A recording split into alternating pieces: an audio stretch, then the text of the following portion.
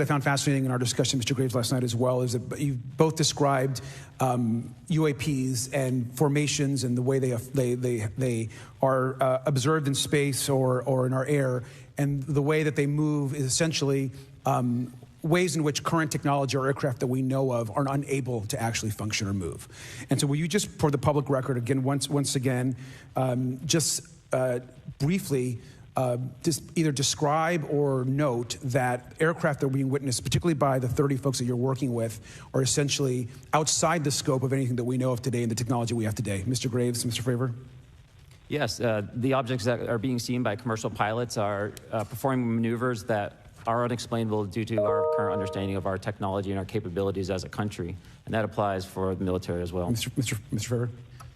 Yeah, I concur with that. We have nothing that can stop in midair and go the other direction, nor do we have anything that can, like in our situation, come down from space, hang out for 3 hours, and go back up. Thank you. My last question, and sometimes I know that you have also said some of these answers in the past, but we're trying to get them on the public record as well, which is really important. Mr. Gresh, finally, do you believe that our government is in possession of UAPs?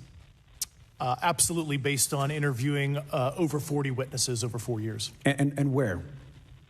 I know the exact locations, and those locations were provided to the Inspector General and some of which to the intelligence committees. I actually had the people with the firsthand knowledge provide a protected disclosure to the Inspector General. Thank you. And Mr. Chairman, I would just say that I think that these questions are important questions, and I look forward to being involved in the process to get those answered. I know there'll be a lot of questions from other committee members, so I yield back. Thank you. We'll go to Mr. Burchett himself. Thank you, Mr. Chairman. Thank you, Mr. Garcia. I would like to have you on my legislation to do just that, on the reporting, and we'll get together on that. Maybe you can be my co-sponsor on that. That'd be really cool. Thank you for those great questions. Mr. Graves, again, I'd like to know, how do you know that these were not our aircraft?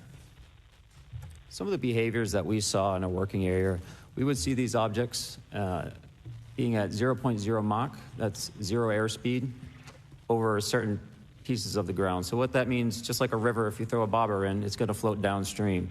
These objects were staying completely stationary in Category 4 hurricane winds. These same objects would then accelerate to supersonic speeds, 1.1, 1.2 Mach, and they would do so in very erratic and quick behaviors that I don't have an explanation for. Okay. Have you spoken to commercial and military pilots that have seen these off of our East Coast? I have. Okay.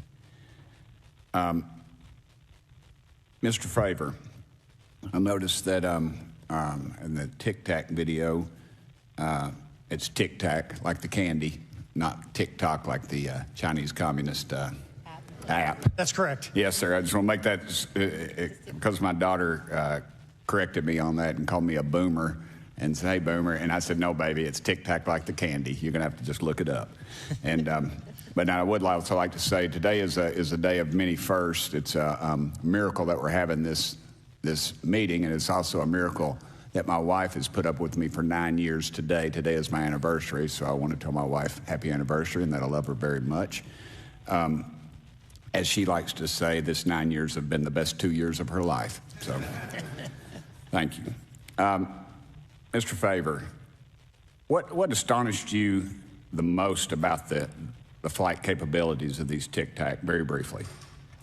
The performance, absolute performance. It was. And you're not aware of any other objects that anybody in the world has, in this world, that has those capabilities? No, I think it's far beyond actually our material science that we currently possess. Are you aware of any other reconnaissance platforms that have tracked or recorded the Tic Tac's maneuvers, maybe the NORAD system or any of the others? I am not. Okay.